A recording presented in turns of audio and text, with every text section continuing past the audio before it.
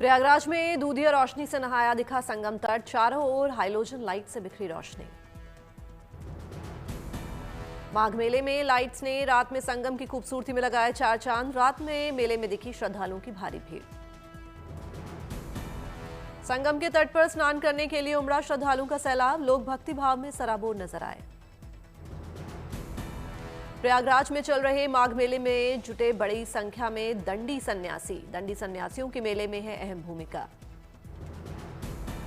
मेले में दंडी सन्यासी कल्पवासियों के शिविरों में जाकर भाग लेते हैं, भोग लगाते हैं, जिसके बाद ही कल्पवासी भोजन प्रसाद ग्रहण करते हैं। प्रयागराज में माघ मेले में इस बार सिर्फ कल्पवास और साधना तक सीमित नहीं रहेगा। इस बार माघ मेला अमृत स्नान का भी साक्षी बनेगा। मौनी अमावस्या और वसंत पंचमी के पावन अवसर पर वैष्णव संप्रदाय के 3 प्रमुख अखाड़े निर्मोही अनी, निर्वाणी अनी और दिगंबर अनी करेंगे पवित्र अमृत स्नान।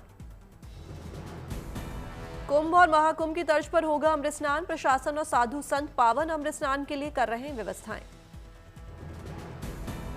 कड़ाके की ठंड पर माघ मेले में आस्था दिख रही है भारी। सर्द मौसम में भगवान की भक्ति में डूबे नजर आ रहे हैं श्रद्धालु।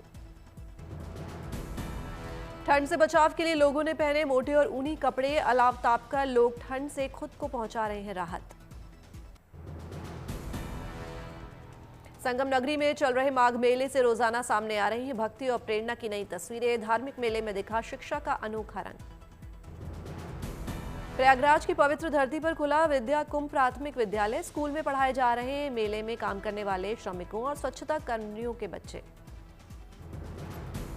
1.5 महीने तक चलने वाले इस मेले में अनोखी पहल। माघ मेला सेक्टर 3 में स्थापित किया गया है और विद्या कुंभ प्राथमिक विद्यालय। इस स्कूल में विभिन्न जिलों से आए सफाई कर्मचारियों के कुल 333 बच्चों ने लिया है दाखिला। स्कूल में बच्चों की जरूरतों को ध्यान में रखते हुए हर सुविधा उपलब्ध।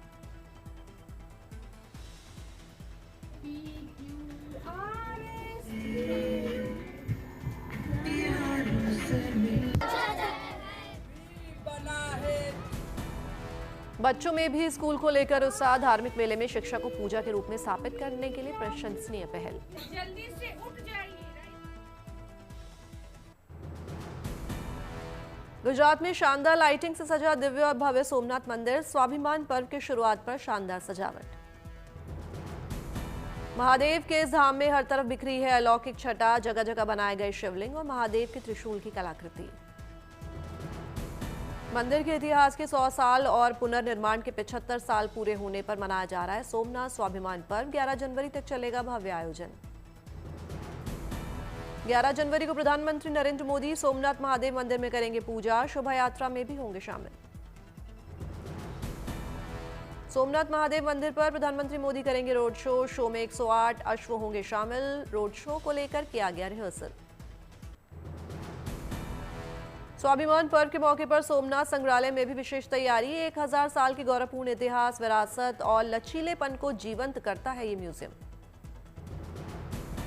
संग्रहालय में मंदिर के अतीत से जुड़े दुर्लभ अवशेष, मूर्तियां और पुरातात्विक सबूतों को किया गया है प्रदर्शित। बड़ी संख्या में भक्तों और सैलानियों को आकर्षित कर रहा है ये म्यूजियम।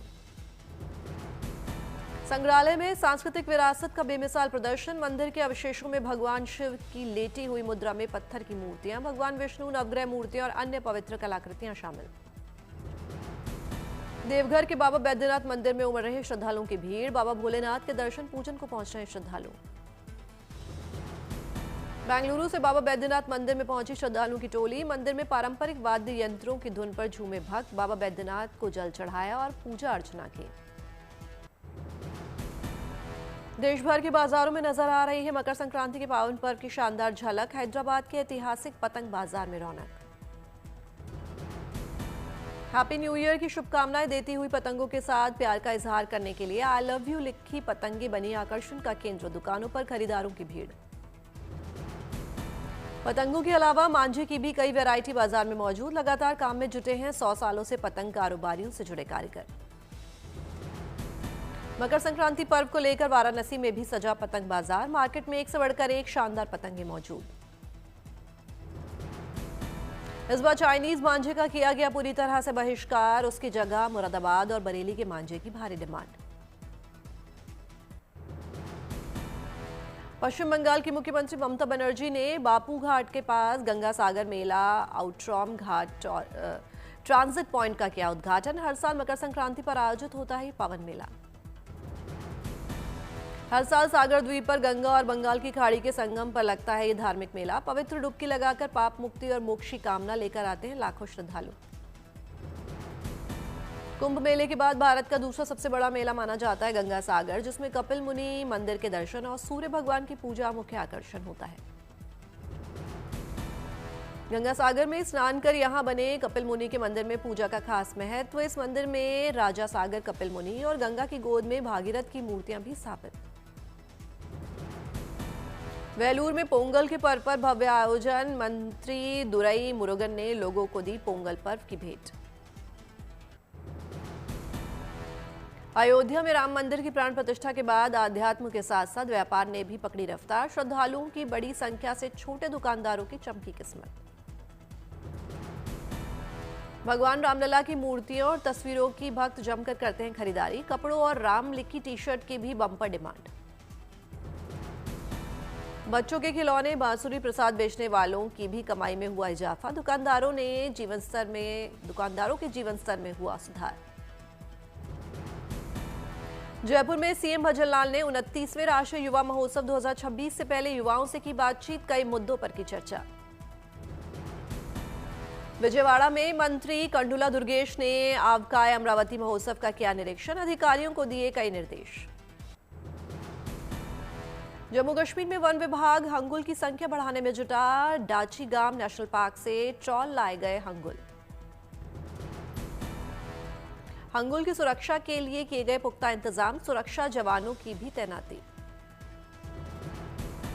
दिल्ली में air chief marshal AP Singh ने देश भर के एनसीसी कैडेट्स और एनसीसी डीजी के लिए आयोजित किया रिसेप्शन। सभी का किया गया भव्य स्वागत। सभी एनसीसी कैडेट्स ने लजीज व्यंजनों का उठाया लुत्फ। सभी के साथ एयर चीफ मार्शल ने खिंचवाई तस्वीरें। उधमपुर में महिला कारोबारी ने प्रधानमंत्री रोजगार योजना के तहत शुरू किया इंटीरियर डिजाइनिंग का शोरूम। महिला कारोबारियों की हो रही है अच्छी कमाई।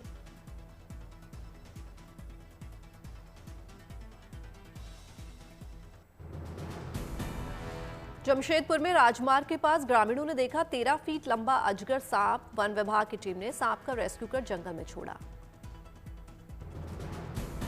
प्रयागराज में रिहायशी इलाके में घुसा तेंदुआ। पुलिस और वन विभाग की टीम ने तेंदुए को बेहोश कर पिंजड़े में कैद किया।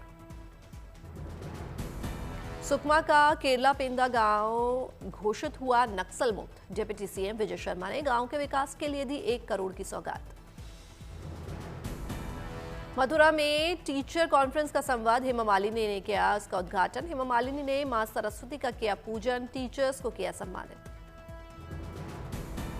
धनबाद के सीएसआईआर सीआईएमएफआर में जूलॉजी एमएससी के 35 छात्रों को वैज्ञानिक दे रहे हैं ट्रेनिंग। दूषित पानी से हो रहे नुकसानों की रोकथाम के बताए जा रहे हैं तरीके। समस्तीपुर में ऑपरेशन मुस्कान के तहत पुलिस ने लोगों के खोए हुए फोन बरामद कर लोगों को वापस किए। खोए फोन वापस पाकर लोगों के चेहरों पर मुस्कान आई। मथुरा में सुदामा कुटी के शताब्दी महोत्सव की जोरों पर चल रही हैं तैयारियां। बनाया गया टेंट। कार्यक्रम में शामिल होंगे मोहन भागवत और सीएम योगी आदित्यनाथ। हाजीपुर के 3 खिलाड़ियों ने साउथ एशियन अंतर्राष्ट्रीय बॉल बैडमिंटन प्रतियोगिता में जीता स्वर्ण पदक। जिले में लोगों ने किया जोरदार स्वागत। 3 खिलाड़ियों को पहनाई गई फूल मालाएं, जमकर बजाया गया ढोल नगाड़ा। तीनों खिलाड़ियों को खुली जीप में बैठाकर निकाली गई शोभा यात्रा।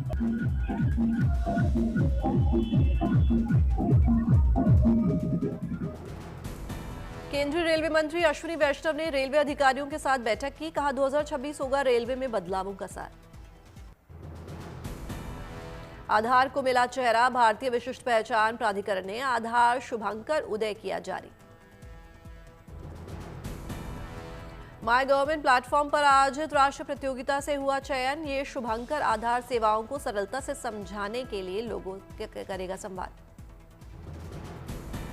भारत को वैश्विक एआई लीडर बनाने की दिशा में बड़ा कदम। प्रधानमंत्री मोदी की स्टार्टअप के साथ खास मुलाकात।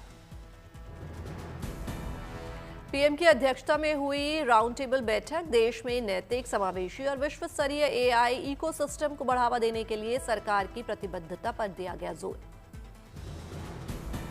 इस राउंड टेबल में हिस्सा लेने वाले स्टार्टअप्स ने किया अपने काम का प्रदर्शन, जिसमें भारतीय भाषा foundation model, speech to text और text to audio video technology, 3D content बनाने के लिए जनरेटिव एआई जैसे काम शामिल।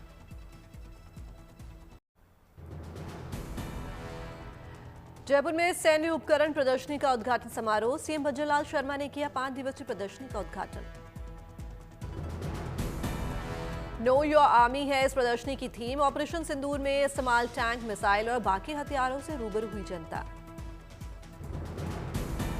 78वें आर्मी डे के अवसर पर प्रदर्शनी का आयोजन, इसमें आधुनिक हथियारों के साथ साथ इतिहास के स्वर्णिम पन्नों से जुड़ी युद्ध ट्रॉफियां भी प्रदर्शित। उत्तराखंड की टिहरी झील बनेगी विश्व स्तरीय पर्यटन हब, एशियन डेवलपमेंट बैंक के सहयोग से होगा आधुनिक पर्यटन डेवलपमेंट प्लान का विस्तार। टिहरी झील मेगा प्रोजेक्ट के तहत झील से जुड़े क्षेत्रों को पर्यटन सर्किट से जोड़ा जाएगा। इसमें एडवेंचर स्पोर्ट्स के साथ प्रकृति और सांस्कृतिक पर्यटन को किया जाएगा विकसित।